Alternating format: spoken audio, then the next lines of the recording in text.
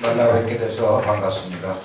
소개받은 이민재 목사입니다. 저는 지금 창동, 도봉구 창동에서 목회를 하고 있고, 목회를 시작한 지 꼭 올해 15년 되고 있습니다. 벌써 15년이 됐는데 거기서 개척을 했습니다. 15년 전에 1996년에 오늘의 이루고 있는데, 주어진 시간이 제한되기 때문에 그냥 다른 얘기는 생략하고 그냥 바로 본론으로 들어가겠습니다. 제가 할 얘기는 44쪽에 잠깐 이제 요약되어 있는데, 목회와 하나님 얘기를 좀 해달라 그래서 그냥 제목을 나의 목회, 나의 하나님 이라고 원고를 보냈는데 제목은 없네요.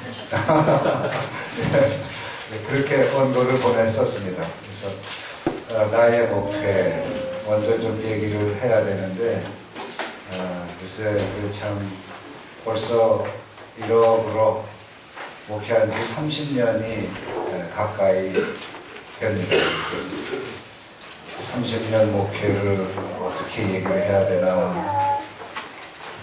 선사들은 그냥 한두마디로 얘기하면 다 알아듣고 깨우침을 얻고 그러는데 그런 재주도 없고 해서 여러 가지로 생각을 하다가 그냥 중계를 하는 게 낫겠다. 그냥 잘 구성이 탄탄한 시나리오로 만든 드라마를 보여드리는 것보다 그냥 저의 목회에 그냥 중계하는 듯이 소개하는 게 낫겠다 싶어서 몇 가지 이제 자료들을 그냥 첨부했습니다. 지난 이제 작년에 12월에 다음 회를 하는데 2011년 그리고 2011년이면은 21세기의 새로운 데케이드가 시작되는 거니까 앞으로의 목회 10년 이것을 내다보면서 지침 삼아 당의 지침 삼아 간단히 이제 설교를 했습니다. 그때 저의 목회를 관상 목회라 이렇게 처음으로 제 목회 현장에서 이렇게 규정을 하고 교인들한테 그것을 이제 말씀을 드렸습니다. 개인적으로 관상 기도를 수련한 지는 한 10년 가까이 됐는데, 그게 이제 목회적으로 아주 공식화되고 또 당회라고 하는 그 절차를 밟아서 표명하기로는 이번이 처음입니다.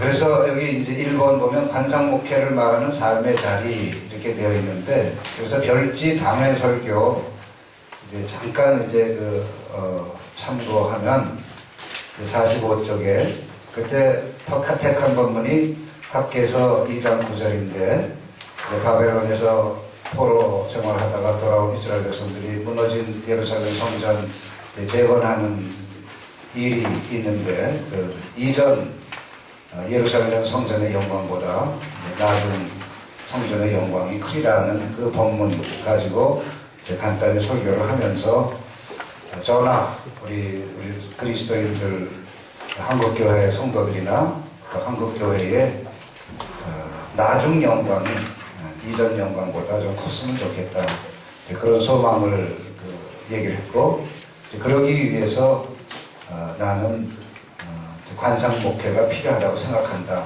그래서 간략하게 요약을 했습니다.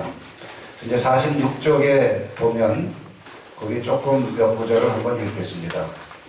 두 번째 단락, 이전 영광은 무엇일까요? 한국교회에 대해 말할 때 이전 영광은 성공신앙으로 인한 부흥과 발전입니다. 이를 위해서 한국교회는 복음화에 힘썼고 그 과정에서 외형적, 양적으로 성장했지만 어느 때부턴가 한국교회의 복음화는 기복적, 주술적, 미신적 신앙으로 변질되면서 축복과 기적이 신앙의 목표인 것처럼 인식되기에 이르렀습니다. 요즘 들어 한국교회에서 듣기 거북한 일들이 많이 일어나는 것은 욕망을 바탕으로 한 성공신앙의 당연한 비결이요 폐해라고 생각합니다. 그럼으로써 한국교회의 이전 영광은 점점 빛을 잃어가고 있습니다. 이 대목에서 은명교회 사역의 의미가 있다고 생각합니다. 은명교회는 성공신앙을 추구하기보다 순빛신앙을 추구합니다. 순빛신앙은 마음을 다하고 뜻을 다하고 목숨을 다해 하나님을 사랑하고, 저희 교회에서는 그냥 숨의 삶이라 그렇게 표현하고 있습니다. 이웃을 내 몸처럼 사랑하라. 빛의 삶. 이런 예수님의 가르침을 신앙의 기본으로 삼는 신앙입니다. 이를 위해서 은명교회는 수적, 양적, 외형적 성장보다는 진정한 그리스도인으로서 삶을 목표로 하는 재복음화를 천명했습니다. 그런데 재복음화를 통해 온전한 그리스도인이 되려면 기독교 본래의 영성을 회복하지 않으면 안 되는데, 그래서 관심을 갖게 된 것이 관상기도입니다. 이렇게 해서 관상기도를 바탕으로 한, 관상기도 영성을 바탕으로 한 이제 목회를 해나가겠다고 이제 그 지침을 발표했고, 47쪽으로 가면, 그래서 거기 간단하게 그 요약이 되어 있는데, 이전 영광과 나중 영광을 비교해서 요약을 했습니다. 이전 영광은 성공신앙이다. 이것을 위해서 복음화가 이루어졌는데, 복음화에 매진했는데, 그건 주로 이제 양적 성장, 외형적 팽창, 우리 잘 아시는 대로, 그리고 여기에서 이제 온갖 미신적, 기복적 목회 행태가 이제 생겨나고, 또 여기에서 축복과 초자연적인 기적이 추구가 되고, 그래서 제 생각에는 많은 사람들을 건전한 기독교 신앙으로 인도하는 것이 아니라 이상한 종교로 좀 미혹한 듯한 그런 생각을 많이 갖게 되었습니다. 그래서 나중 영광을 순빛신앙이라고 부르자. 이것은 하나님 사랑과 이웃 사랑이라고 하는 예수님의 그 가르침을 기본으로 해서, 근데 이 순빛신앙이 제대로 열매 맺으려면 우리 기존의 양적, 외형적 성장을 목표로 하는 기존의 복음화 가지고는 안 된다. 진정한 복음화로서 재복음화가 이루어지지 않으면 안 되고, 그래서 그리스도인들이 복음적인 삶을 살아갈 수 있을 정도로 이제 성숙해야 될 것이다. 그래서 이제 재복음화라는 말을 쓰기 시작했습니다. 재복음화는 쉽게 말하면 그리스도가 우리 안에 있고 우리가 그리스도 안에 있는 그런 어떻게 보면 복음화의 진정한 의미라고 볼 수가 있는데, 한국교회에서 복음화라고 하는 의미가 너무 좀 왜곡되고 변질되어서 제자라는 말을 붙이지 않을 수가 없었습니다. 그래서 재복음화를 위해서 관상목회, 관상적 영성, 관상기도의 영성이 회복되어야 한다고 생각을 한 게 아니라, 이제 그런 이제 수련을 통해서 이게 참 많이 도움이 되더라. 그것을 느낄 수가 있었습니다. 그래서 현실적이고 세속적인 축복보다는 하나님과의 깊은 일치 속에서 누리는 어떤 지복의 상태, 이것을 우리 그리스도인들이 새로운 어떤 축복과 행복의 상태로 경험할 수 있어야 되고, 또 기적도 일상 속에서 일어나는 정말 무수한 기적, 하나님의 은총을 느끼고 또 발견하고 참여할 수 있는 그런 영적 감수성이 있어야 되지 않겠나. 이런 것들이 좀 갖추어질 때 우리 기독교의 나중 영광이 이전 영광보다 커지지 않겠느냐, 이런 취지의 목회 지침을 얘기한 바가 있습니다. 다시 이제 44쪽으로 이제 가겠습니다. 그래서 이제 저희의 목회가 이제 관상 목회라고 하는 이름으로 이렇게 표명되었고, 지금 이제 말씀드린 대로 그 관상 목회를 말하는 삶의 자리는 축복신앙, 성공신앙, 기복신앙 이런 것이었고 또 이런 것들에 대한 대안으로서 저희 교회에서 추구해 왔던 것이 순비신앙, 두 번째 재복음화, 그리고 세 번째가 이제 관상목회인데 이제 연결은 순비신앙을 완성하기 위해서 재복음화가 필요하고 재복음화를 이루어가기 위해서 구체적인 어떤 실천, 영적 실천이 필요하다. 그래서 이제 관상목회라고 하는 데 이르게 되었습니다.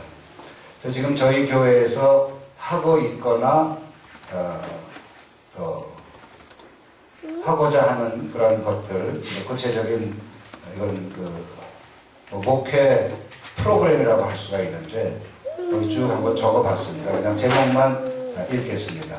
저희 교회 처음에 이제 오는 분들은 이 과정을 제일 먼저 합니다. 예수 새로 만나기. 그래서 무심 예수와 함께 떠나는 행복여행이라고 하는 저희 교회에서 만든 16주 과정 교재를 가지고 아무튼 이 과정을 하고요.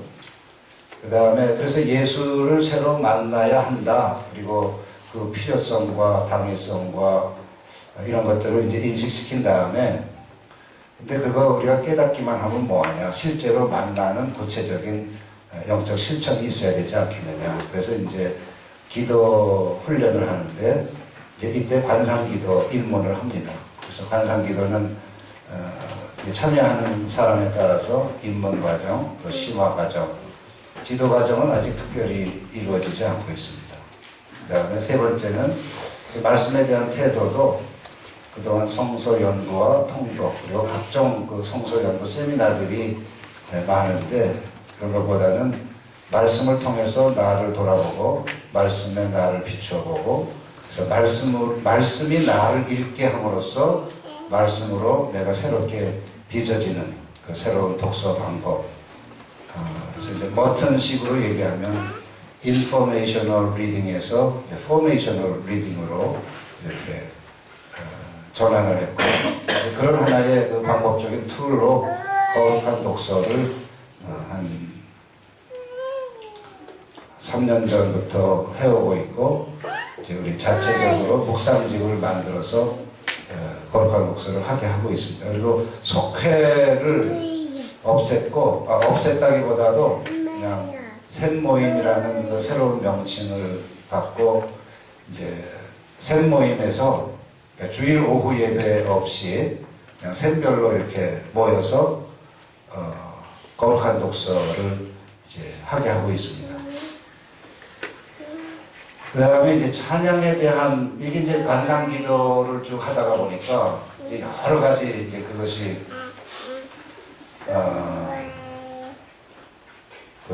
돌아보게 되는데 기존의 교회에서 하던 이제 찬양 저희 교회도 예외는 아니었는데 그 CCM이 점점 이게 관상기도 형성하고 이게 맞지 않는 듯한 서로 막 어긋나는 그런 경험들을 많이 합니다. 그래서 이제 단순한 찬양, 그냥 한마디 기도로 이루어진 그런 찬양, 그걸 이제 계속 반복하는. 대표적인 게 떼제 찬양인데, 이외에도 그 복음성가 중에서도 그렇게 아주 간단하게, 단순하게 찬양으로 기도할 수 있는 그런 찬양들이 여러 있습니다.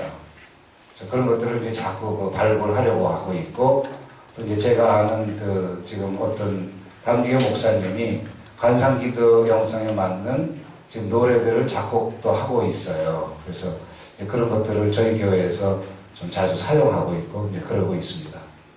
그 다음에 이제 성례인데 여기 그냥 적은 것만 읽겠습니다. 기적과 영적 체험에서 세례와 성만찬으로 이제 월 2회 이제 주일 예배에서 매월 예배하고 있고 이제 목요일 예배, 저희는 수요 예배 안 하고 이제 목요일 여기 6번째에 예배에 계신 부름과 들음 예배라는 게 있는데 거기서 성만찬을 또 하고 있습니다. 그래서 제 생각에는 기적과 영적 체험 많이 하는 것보다 세례와 성만찬의 의미를 새기고 또 성만찬의 그 의미를 알고 참여하는 것이 기독교 신앙에 훨씬 중요하다. 그런 얘기를 강조하고 있습니다. 또 관상기도는 예배를 갱신하게 했습니다. 그래서 이제 경배와 찬양이라고 하는 그 온누리교회라든지 대형 몇몇 교회에서 교회를 중심으로 해서 이제 퍼지기 시작한 그런 찬양 집회, 예배라기보다 이제 집회, 대형 집회인데, 그래서 거기에서 제가 좀 마음에 걸린 거는 그냥 우리가 흥에 겨워서 그것은 영성을 감정적인 어떤 흥분이나 자극이나 그런 차원으로 좀 오해하게 만드는 요소가 있다는 그런 생각을 했습니다. 그리고 하나님 앞에서 예배자로 서서 하나님의 말씀이든 하나님의 말씀을 경청하든 하나님의 임재 앞에 깊이 침묵 속에 머무는 이런 차원이 없어서, 그래서 이 부름은 이제 찬양이지만 들음은 이제 경청이다. 그래서 부름과 들음 예배를 작년에는 이제 실험적으로 한 달에 한 번씩 하고 사순절하고 대림절에는 그 기간 내내 매주 한 번씩 하고, 그러다가 이제 올해는 매주 목요일에 부름과 들음 예배를 이제 하고 있습니다. 그리고 이제 빛의 삶은 이제 앞으로 계속 발전시켜야겠고, 그 다음에 저희 교회가 영성센터라든지 학교라든지 영성 카페라든지 영성과 관련된 여러 어떤 문화 운동들 이런 것에 이제 관심을 가지고 이제 도모해 나가고 있습니다. 예, 이게 이제 나의 목회입니다. 이런 목회를 하는데 왜 이런 목회를 하게 됐나? 이제 저도 저 자신을 돌아보는 거예요. 돌아보다 보니까 크게 두 가지가 이런 목회를 하도록 저를 근본적으로 어떻게 보면 지금 현재 목회하는 곳, 지금 현재 창동에서 이제 15년 목회했지만 그 이전부터 그 씨앗이 저 안에 있었다. 그런 것을 깨달을 수가 있었습니다. 그 두 가지는 뭐냐면, 하나는 믿음에 대한 새로운 이해, 그가 하나하고, 또 다른 하나는 나 나름대로의 하나님 체험이 이런 길을 가게 했구나. 이제 그런 자기 반성을 하게 됐고, 그래서 이번 그 총 주제가 하나님이 주제이기 때문에 거기 이제 세 번째로 적은 나의 하나님, 그거 먼저 말씀을 드리면, 한마디로 말해서 뭐 기독교 전통적인 그 초월적인 하나님, 전통적 유신론의 하나님, 저기 바깥에 있는 하나님, 그런 그 하나님에서 이제 내 안에 계신 하나님, 내재적인 하나님을 이제 경험을 하게 된 거죠. 이 과정은 이제 고등학교 때부터 진행이 됐는데, 어려서부터 이제 모태신앙으로 교회 생활을 꾸준히 하다가 고등학교 시절 되니까 이제 기존의 신앙에 대해서 이제 많이 회의하게 되고, 하나님이라고 하는 말이 점점 이제 의미를 잃어갔습니다. 고등학교 되니까 하나님은 더 이상 아무런 그 의미를 내게 주지 못하고 그냥 죽은 단어, 그냥 사전에나 나와 있는 그냥 글자 정도로만 인식됐고, 그러나 교회는 그냥 계속 가는 것이 저희 집안의 분위기이기 때문에 할 수 없이 부모님, 특히 저희 어머님 실망시켜드리지 않기 위해서 교회를 가는 게 이제 고등학교 때부터 그 괴로운 그 여정이 시작이 됐습니다. 교회 가면 이제 딴짓하는 거죠. 딴짓하고 설교도 들어오지도 않고. 그런데 그때 뭐 아마 그때 사춘기도 지내고 자의식도 생기고 그런 무렵이었겠는데, 제가 이제 제 방이 아주 습하기도 하고 골방이 있었는데, 그 골방을 참 좋아했습니다. 근데 그 골방에서는, 그 골방은 교회보다 저를 더 아주 뭐라고 할까요? 아주 그 순수하게 만들고 진실하게 만들고 또 진정한 의미에서 더 거룩하게 만들고 저의 의식을 가장 고양시키는 장소, 저의 영혼을 가장 맑게 하는 장소. 그래서 이제 인생에 대해서 또 세계에 대해서 미래에 대해서 설레는 마음으로 꿈도 꾸고 좌절도 하고 고민도 하면서 그러나 마음의 어떤 들리는 어떤 내면의 소리를 듣곤 하던 그런 장소였습니다. 교회보다는 그 골방이 저에게는 더 아주 소중한 장소였는데 그곳에서 저는 저 나름대로 내면의 소리를 듣고 있었고 그 내면의 소리는 진실이라는 이름으로 늘 저에게 다가왔습니다. 그때는 이제 고등학생이니까 앞으로 뭐 전공을 뭘 하냐, 어느 대학을 가냐, 어느 학과를 선택하냐 이런 것을 소위 무엇을 하느냐, 무엇에 대한 관심이 많던 그런 시기였는데 그 골방만 들어가면 스스로 그런 어떤 그 울림을 들었습니다. 야, 네가 뭐 음악을 하든 법을 하든 외교관이 되든 뭐를 하든 그게 무슨 소용이냐. 오름지기 사람은 진실해야 되는 거 아니냐. 그게 그 음성입니다. 오름지기 사람은 진실해야 하느니라. 근데 교회만 가면은 이 진실하고는 전혀 상관이 없는 정말 어수선하고 시장바닥보다도 더 가볍고 아주 그런 천박하고 고민하는 한 젊은 영혼의 고뇌의 깊이는 전혀 알아주지도 또 지도해주지도 않는 그런 분위기에서 교회는 정말 아주 견딜 수 없는 곳이 이제 되어 갔는데 요점을 말씀을 드리면 이제 여기 별지 2번에 나와 있는 그냥 이건 읽지는 않겠습니다. 이건 좀 개인적인 정서가 너무 이렇게 들어있어서 좀 멋쩍기도 하고 그냥 참고로만 하시고 그래서 아무 어느 8월 늦은 여름 어느 주일 저녁에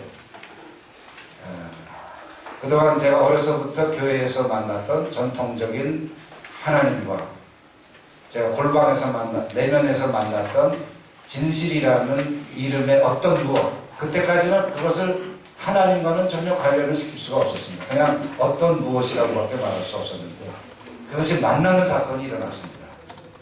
그건 정말 굉장한 사건이었습니다. 저 개인의 삶 속에서. 그래서 그때의 아무튼 정서나 기분이나 느낌을 지금도 조금 이렇게 되살아나는데 아무튼 그것이 한마디로 말하면은 하나님과 진실의 만남, 전통적인 하나님과 내 내면의 소리의 만남.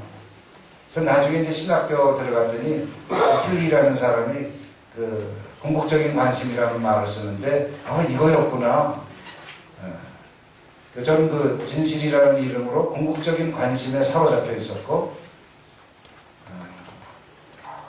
바로 그것이 하나님이었구나 라는 것을 이제 제가 이제 10대 말 그때 어느 여름에 이제 경험을 한 적이 있습니다. 그래서 내면의 소리로 저는 하나님을 경험했다 그렇게 얘기하곤 합니다. 그러니까 이 하나님을 만나고 이 하나님과 교제하고 이 하나님과 기도하려니까 그동안 한국교회에서 이루어져 오는 소위 주여 삼창을 시작으로 하는 통성기도로서는 이 하나님과의 사귐을 깊게 할 수가 없는 거죠. 그러니까 어찌 보면 이때부터 목회자가 되어서 거의 20년 넘게 기도 생활이 아주 거의 피폐해져 왔다고 볼 수도 있는 거죠. 그러다가 이제 반상기도를 만난 거고요. 그랬더니 이런 하나님과의 사귐을 깊게 하는 기도가 또 있었구나. 그리고 그것은 기독교 전통 내에 있었고 그리고 초대교회 성도들은 이런 교회를 썼구나. 그것을 발견하면서 자연히 이제 관상기도에 몰입하게 되고, 이제 그것이 저의 개인적인 영적인 발달과 또 목회 생활에 자연히 이제 반영되게 되었다. 이렇게 말씀을 드릴 수가 있습니다. 그래서 그 관상기도를 하기 전까지는 이제 아무튼 목회도 하고 또 목사이고 또 성도들의 신앙을 지도해야 하고 또 기도도 하게 해야 되는데 그건 정말 힘이 들었어요. 정말 힘이 들었습니다. 기본적으로 하나님에 대한 그 이해 자체가 다르고 하나님 체험 자체가 다르기 때문에 아무튼 힘들었는데 이제 관상기도를 이제 만나고 수련하게 되면서 이제 뭔가 본격적인 영적 수련의 궤도에 오르게 되고 또 저희 하나님 경험과도 좀 조화를 이룰 수 있는 그런 영성생활, 기도생활을 할 수 있게 돼서 참 다행이다 그렇게 생각을 하고 있습니다. 이렇게 이제 얘기를 하다가 보니까 주어진 시간이 다 끝났습니다. 30분 지났는데 거기 이제 2번은 그냥 간단히 얘기를 하면 믿음에 대한 그 이해도 저는 이제 스스로 또 돌아보는 겁니다. 왜 자꾸 나는 관상 기도를 한다고 하고 관상 목회가 어쩌고 저쩌고 이러고 있을까? 그랬더니 나도 모르는 사이에 그 기독교 믿음에 대한 이해가 이제 달라지고 있었더라. 아까도 말씀드렸지만 지금 한국교회 전반적인 그 믿음 이해는 그 어떤 신념의 차원에서 안 되는 것을 되게 하고 그래서 작년 이제 연말에 어디 가서 제가 학생들한테 강의를 하면서 질문을 한 적이 있어요. 너희들은 믿음하면 떠오르는 구절들이 뭐냐? 그랬더니 몇몇 구절 대답합니다. 할 수 있거든이 무슨 말이냐? 믿는 자들에게는 능치 못할 일이 없느니라. 뭐 이런 얘기. 아멘 하시네, 홍 목사님. 믿음이 아주 좋아지셨습니다. 원래 좋으십니다. 죄송합니다. 안 좋은 척 하시는 것도 알고요. 또 하나, 믿음은 바라는 것들의 실상이요, 보지 못하는 것들의 증거니, 이런 거. 내게 능력 주시는 자 안에서 내가 모든 것을 할 수 있느니라. 물론 믿음에 이런 차원이 있죠. 그렇지만 이런 것들이 예수 그리스도와의 관련 없이 하나의, 저는 그런 생각을 해요. 심리적인 어떤 테크닉으로 믿음을 변질시키고 말았다. 심리적인 어떤 테크닉. 그리고 소위 성령 체험이라고 하는 것도 우리 무의식에 잠재된 어떤 내적인 에너지가 그냥 드러나는 거, 폭발하는 거, 이런 것들을 그냥 다 성령 체험으로 저렇게 해결시키고 그러면서 좀 오해하게 만드는 것이 아니냐, 그런 생각을 많이 하게 됐고요.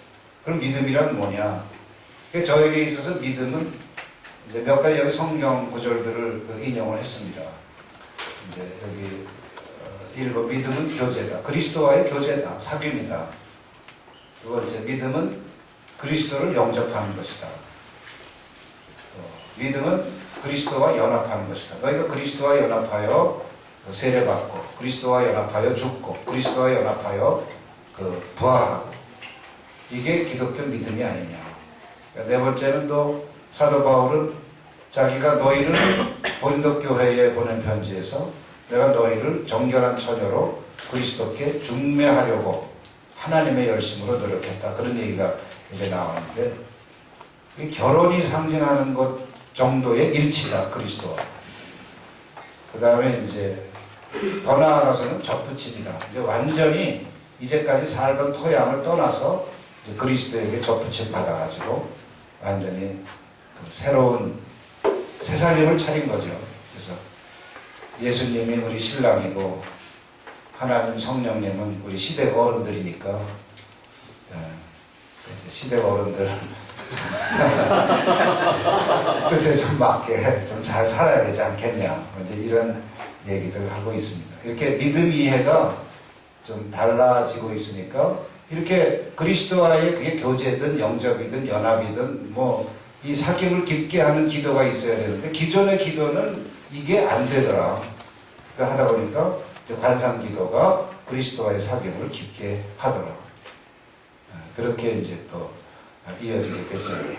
이제 끝으로 이제 4번에 새로운 하나님 이미지인데 여기도 침묵이라고 적어놨습니다.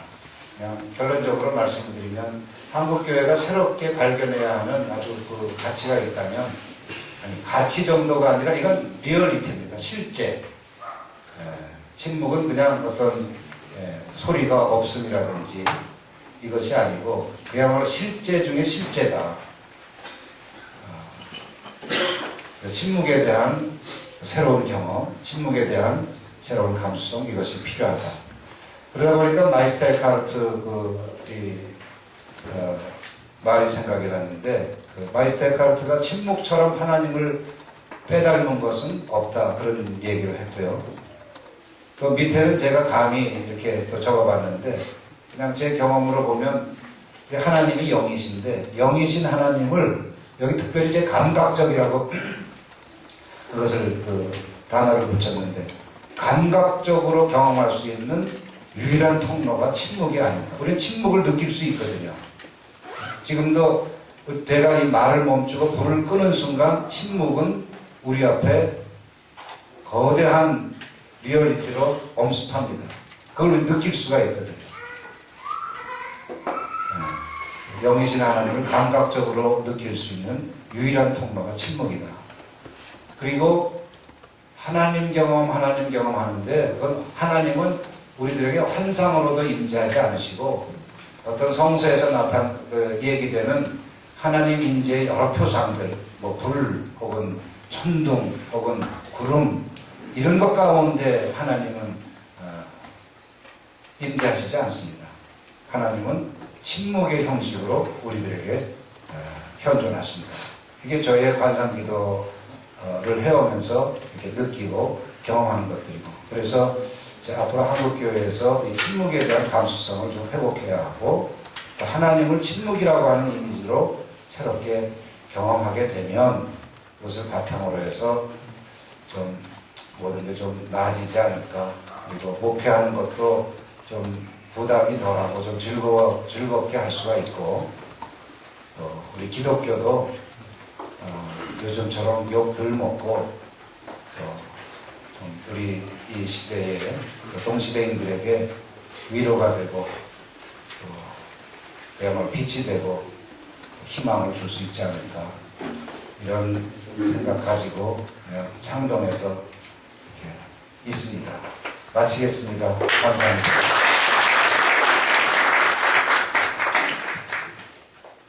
질문 있으시면 질문 좀 하시죠. 네. 침묵 기도를 하시다 보면 내면으로 들려오는 소리들이 다양하실 수도 있다는 생각이 드는데요. 거기서 참소리와 거짓 소리라든가 이런 것들을 어떻게 분별을 하시는지 분별에 대해서 좀 궁금해요. 분별을 잘 못합니다. 근데 이제 관상기도를 하면은 항상 이제 부딪히는 이제 처음에는 문제라고 얘기하는데 사실은 문제가 아니더라고요. 저희 분신. 이제 그 관상기도의 신학적인 전제는 하나님이 내 안에 계시다. 하나님이 내 안에 계시다가 신학적인 전제인데 그래서 이제 그게 내 중심에 계신 거죠. 그래서 센터링 하는 거예요. 센터링기도 중심으로 나아가는 건데 내 중심에 계신 하나님을 만나러 가는 과정에서 오만 가지 생각이 다 출몰을 합니다. 소위 본심이라고 하기도 하고 사고라고 하기도 하고 이것은 근데 어떤 관념의 형태일 뿐만 아니라 어떤 정서적인 것들, 감정도 있을 수가 있죠. 이게 다 이제 본심인데 그래서 이제 센트럴 기도는 그때 그것을 자각할 때 거기에 빠져 있을 때는 모르죠. 자각할 때 거룩한 단어로 돌아가라 그러죠. 거룩한 단어로. 그러니까 보통 제가 그 관상기도 되기 전에는 내 안의 분심을 내가 처리하려고 했습니다. 내가 처리하려고 했는데 관상기도에서 배운 거는 거룩한 단어로 돌아가고 그건 내버려두라. 그럼 그것이 이제 조금 시간이 지나면 사라지고 흘러가버리고 말이야. 그런 얘기죠. 근데 이게 사실 별거 아닌 것 같은데 이게 별거더라고요. 거룩한 단어로 돌아. 싸우지 말고 그냥 있는 그대로 받아들이고 인정하면서 그냥 거룩한 단어로 돌아가라. 이게 아주 굉장히 단순하지만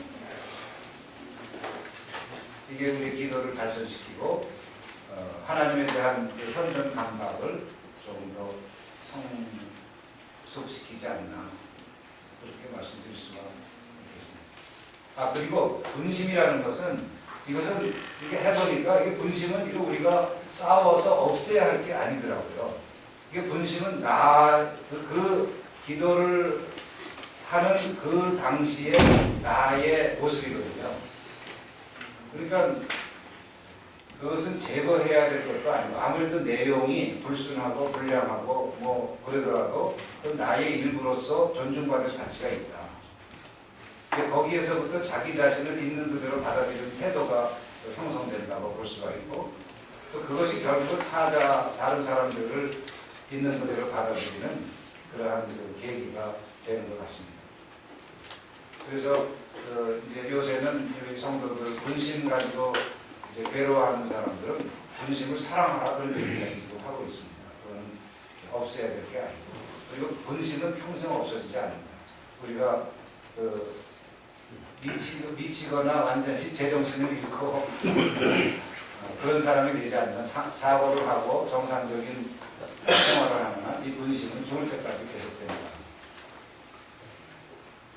그리고 나머지는 맡기는 거예요. 내가 참소리와 거짓소리를 분별해서 거짓소리는 버리고 참소리를 택해서 내가 하나님께로 가는 게 아니고 그냥 참소리인지 거짓소리인지 모르는데 그런 것을 내가 자각할 때 그냥 나는 하나님을 지향하고 있는 거룩한 단어로 돌아가기만 하면 되는 거예요. 그리고 나머지는 그냥 그야말로 하나님께 맡기는 것이에요. 그래서 이것이 이제 아주 신뢰의 기도라고도 하고 믿음의 기도라고도 하고 뭐 그렇게 얘기하는 것 같습니다.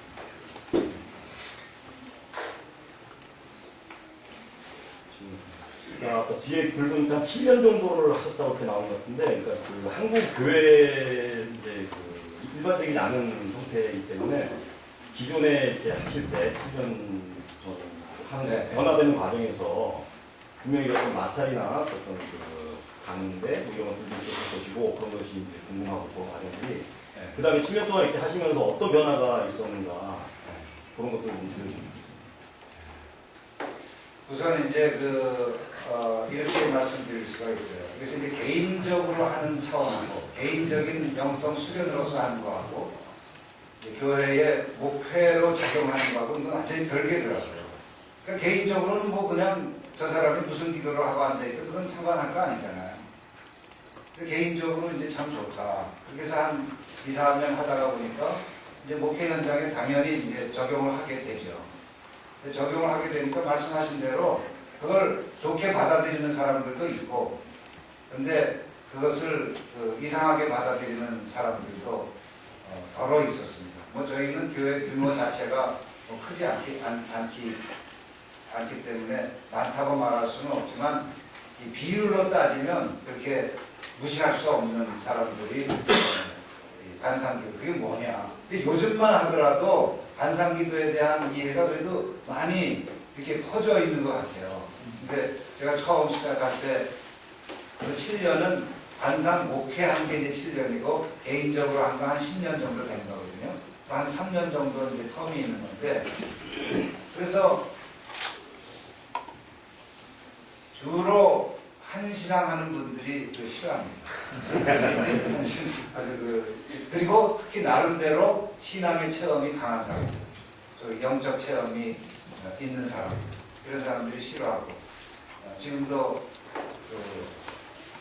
어떤 권사님인데 그분이 사실 그렇게 힘들게 사신 분인데 나름대로 순복음식 신앙으로 당신의 삶을 잘 어쨌든 살아오신 분이에요. 그분의 입장에서는 이하무개 목사 뭐 자꾸 어디서 이상한 거 침묵설에서 이렇게 또 무슨 종교 뭐 명상하는 거 같기도 하고 뭐 이상한 거 하자고 그러니까 아주 자주 이렇게 그냥 싸웠습니다. 결국은 나갔어요. 6명이 한꺼번에 다 나갔어요. 컨셉이 컸습니다. 11조 하는 분들도 많이 나가고.